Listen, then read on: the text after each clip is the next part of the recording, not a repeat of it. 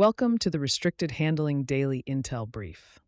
This is what's been going on in China in the past 24 hours.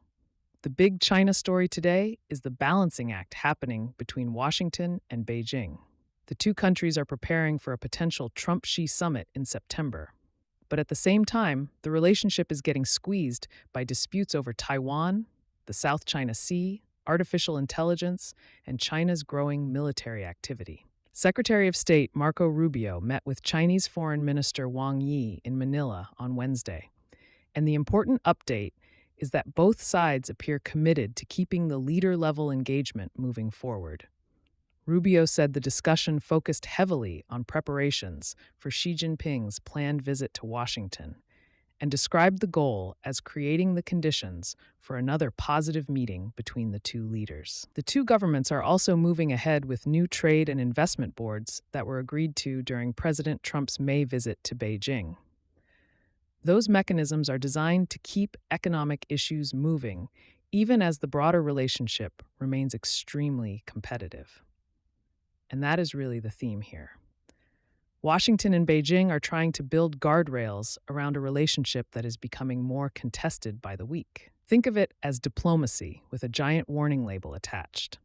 The meetings continue, the handshakes happen, but underneath it all is a major competition over influence, technology, and security. One notable point from the Rubio-Wang meeting is what they did not discuss. Rubio said the two sides did not raise President Trump's recent accusations that China interfered in U.S. elections. Beijing rejected those claims, but both governments appear to be trying to prevent that issue from overwhelming the broader diplomatic agenda. The bigger challenges remain Taiwan and maritime security. China followed the diplomatic engagement with a very familiar message: pressure first, negotiation second. Beijing began 2 days of live-fire exercises near Dongshan Island along China's southeastern coast on July 23rd. The drills came after Taiwan President William Lai made comments reaffirming Taiwan's separate political identity, which Beijing described as provocative. The military activity is important, but the larger story is how China uses these exercises. Beijing increasingly blends military demonstrations with political messaging. The goal is not simply training. It is signaling to Taiwan, the United States, and regional governments that China intends to shape the environment around the island. Taiwan reported continued Chinese military activity around the island, including 21 aircraft sorties, 6 naval vessels, and 2 official vessels operating nearby. 20 of those aircraft crossed the median line of the Taiwan Strait and entered Taiwan's air defense identification zones. Taiwan responded by monitoring the activity with aircraft, naval forces, and coastal missile systems. The South China Sea remains another major pressure point. An update from the latest confrontation: Chinese and Philippine forces are now dealing with a second maritime incident in the same week. Near Scarborough Shoal, a Chinese Coast Guard vessel used a water cannon against a Philippine fisheries ship that Manila said was delivering fuel and supplies to fishermen. The Philippines described the action as dangerous and coercive. China said its Coast Guard was responding to Philippine vessels entering waters Beijing claims as its own. What makes this significant is the pattern. China is increasingly relying on Coast Guard and maritime law enforcement forces to enforce territorial claims. These are gray zone tactics designed to create pressure while staying below the threshold of a conventional military confrontation. Chinese Foreign Minister Wang also delivered a sharp warning to the Philippines, saying Manila would face bitter consequences if it continued challenging China with support from outside powers. That statement was clearly aimed at the growing security relationship between Manila and Washington.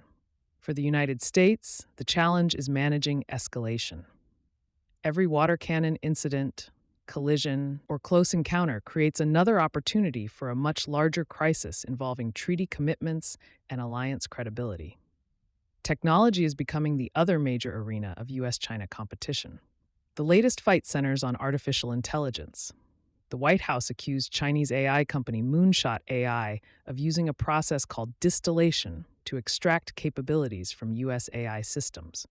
Michael Kratsios, President Trump's science and technology advisor, said the company obtained capabilities from Anthropic models and may have accessed restricted NVIDIA computing systems used for advanced AI development.